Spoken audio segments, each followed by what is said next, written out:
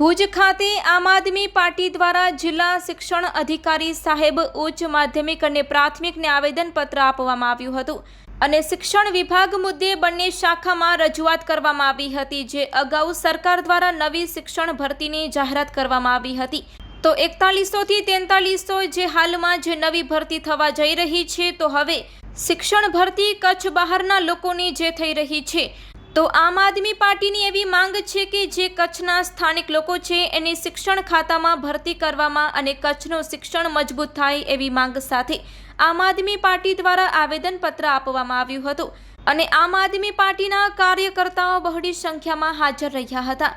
પશ્ચિમ કચ્છ પ્રમુખ જુઝારદાન ગઢવી, પશ્ચિમ કચ્છ પ્રભારી ડોક્ટર નેહલ સાહેબ, પશ્ચિમ કચ્છ પ્રમુખ મહિલા કાંતાબેન પટેલ, પશ્ચિમ કચ્છ પ્રવક્તા રાજીવભાઈ લોચા, ભુજ પ્રમુખ રાજેશભાઈ મહેશ્વરી, ભુજ મહામંત્રી ઇમરાનભાઈ રાઠોડ તેમજ ભુજ મંત્રી જગદીશભાઈ ગોસાઈ, તાલુકાના મહામંત્રી મોહમ્મદભાઈ ખલીફા તમામ કાર્યકર્તાઓ હાજર રહ્યા હતા। મારું નામ જુઝારદાન ગઢવી, પ્રમુખ પશ્ચિમ કચ્છ જિલ્લા આમ આદમી પાર્ટી।